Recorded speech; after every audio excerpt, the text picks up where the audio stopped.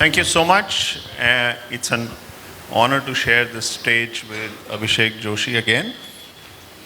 Uh, Abhishek is obviously a veteran and industry leader in the OTT space. He's probably been in this space for maybe 10, 15 years and understands the space. He's the person, he was part of the leadership team at Sony Live, then went on to be one of the leaders at MX Player and built that, and is now part of the Shemaroo team and leading that now.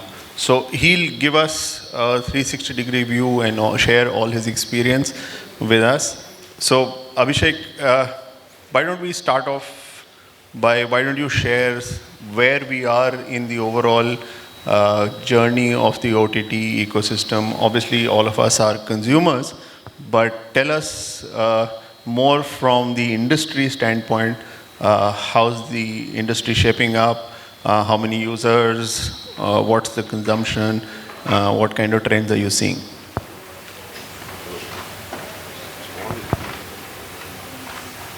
Excuse me. Yeah.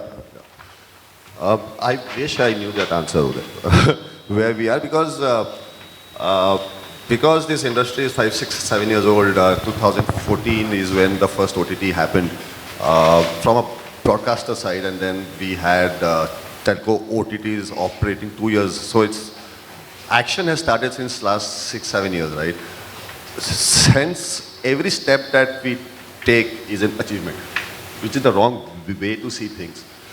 I'll take a step back and, anything that adds convenience in the consumer lives will be adopted and will always do well.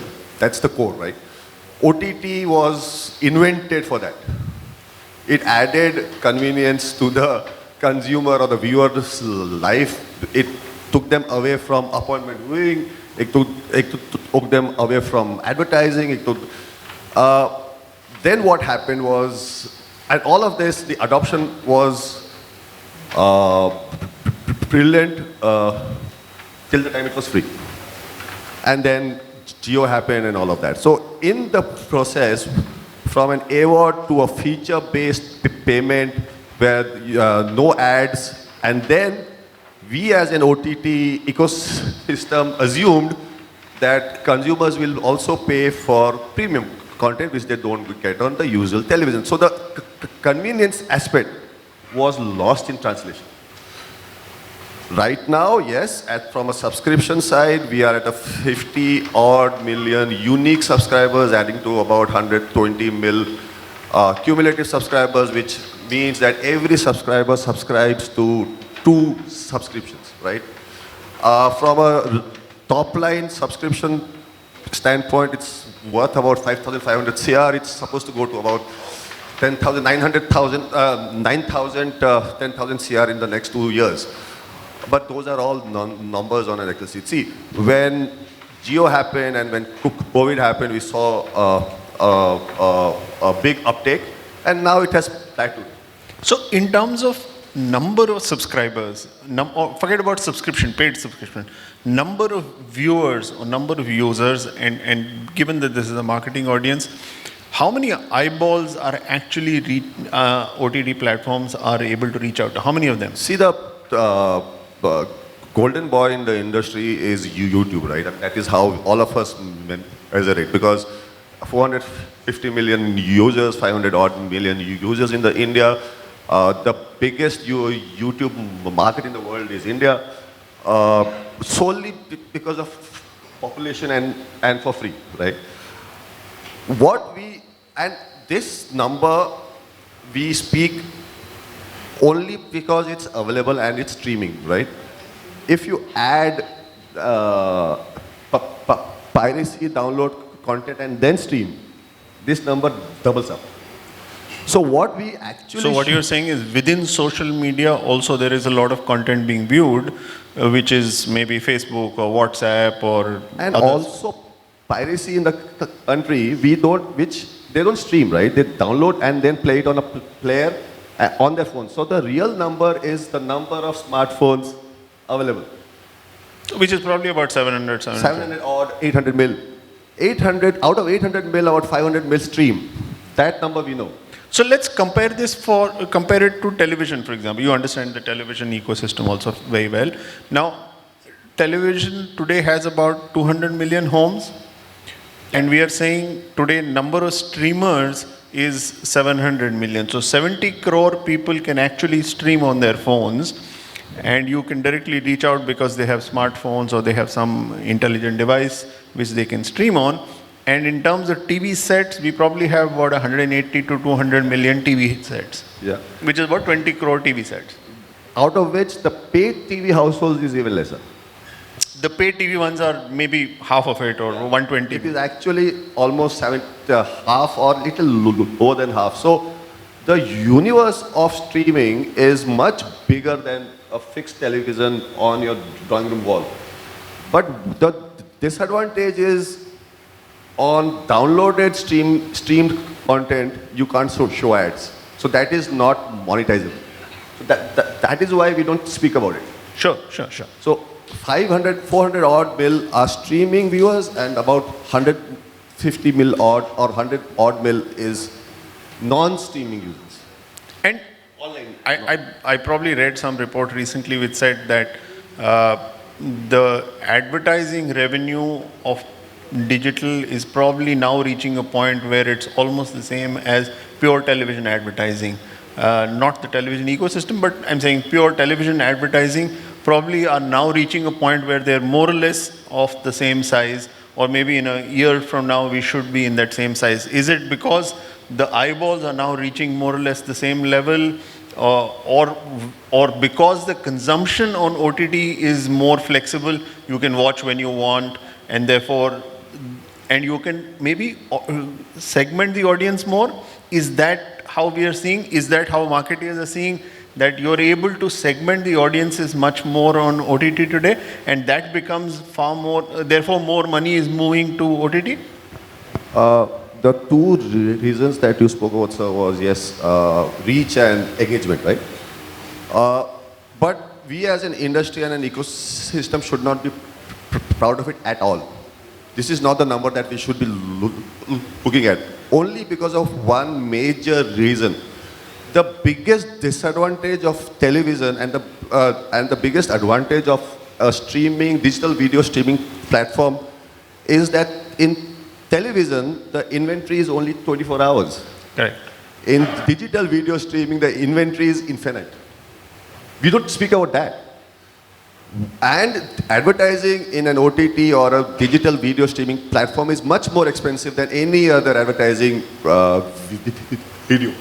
It's much more expensive than advertising on a fixed television set.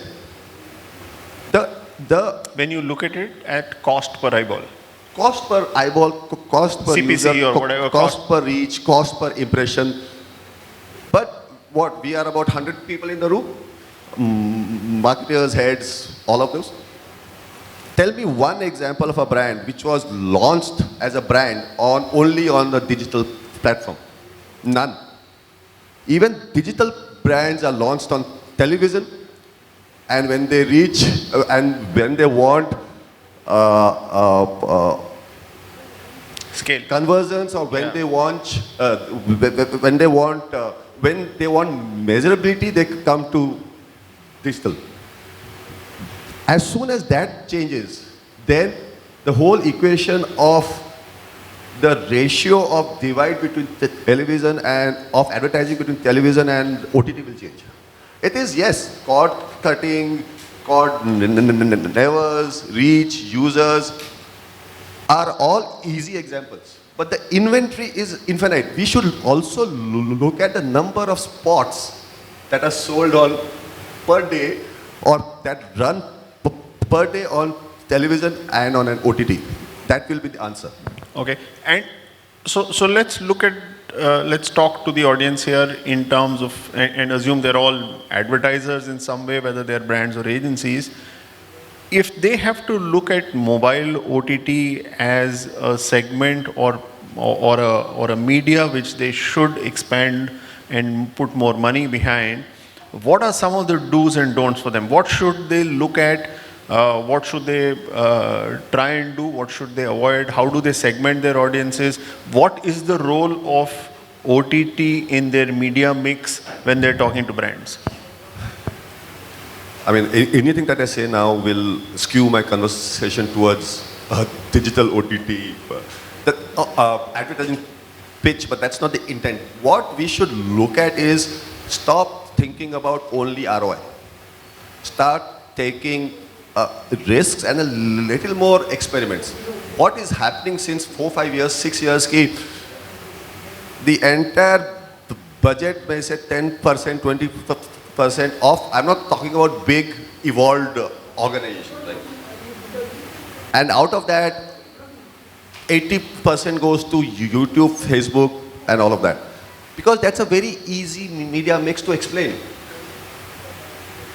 That I had put my ads there, it didn't work.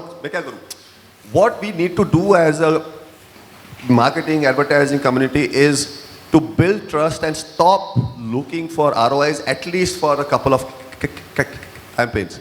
Look for brand love. Look for brand recall. Look for affinity. That is how you build a brand. As soon as you start measuring ROI, I'm not saying don't do it, but as soon as you start measuring only ROI, then it is an everyday execution activity. It is not strategic. So this is an interesting point that you make about affinity, and I'm stepping back from what you're saying, because in OTT or in the mobile OTT ecosystem, you can target the consumer by his preferences, by his geography, by his language, by the kind of content he watches. And as a result, you have the opportunity to, talk directly to the consumer and therefore build an affinity, build love, which probably is not possible to do on television because 80% is a waste because... Unless or until you are advertising on a regional channel. Unless you're doing it on a regional channel or you're a brand which everybody uses. So, if you're a soap brand, then it's a different situation because everybody is your consumer. Yeah. But if you're a very sharp niche brand or you're looking for a certain geography or a customer profile, then OTT becomes your friend because you can then target far better and you can then build an affinity and a relationship with the customer, which is your long-term strategic goal. Am I? Absolutely, but you will have to pay a premium. The marketing advertising thumb rule that I studied was a mass brand can't charge a premium or should not charge a premium. The only outcast of this rule is IPL. What regional localization, targeting a certain cohort of users, yes, but that comes for a price. Now, and does that price come in terms of investing in programmatic or investing in a data or investing in making sure you have the platform which creates cohorts of customers and therefore you're able to target better? Because you need far more intelligence at the agency level or at the brand level to be able to say who's your customer. The biggest challenge most companies face today is that the consumer understanding is very nebulous and therefore it's a bit of a spray and pray. But if you're able to then build sharper cohorts and have the tools for it, then you have the ability to. So the investment, is it tool or investment is in terms of saying, let me hit and try on multiple things and see what works? So only one entity sits on top of the Maslow's hierarchy, which is the consumer. Everything that you do has to be for him or her. The investment will be twofold. Tools, but you don't have to own the tools, right?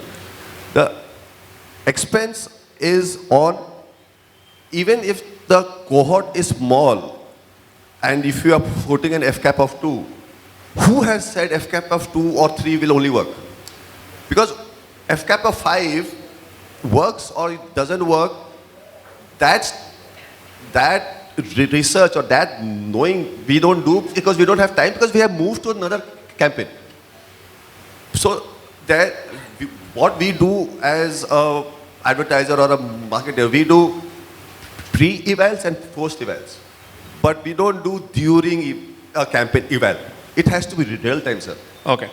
Okay. So you want to share something about, ShemarooMe, what are you doing? What are the roadmap? What are the key, what is the focus of the platform? You want to share something? I will come back to the same statement that I started this conversation. I wish I knew. No, so the only piece that I am excited about and that we as an organization are trying to do is, if you look at ShemarooMe very closely, it's known for its Gujarati content, right?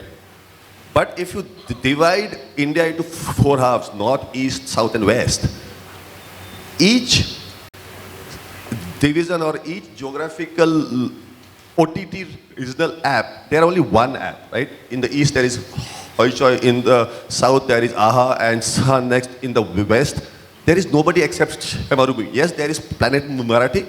In the north there are a couple of them.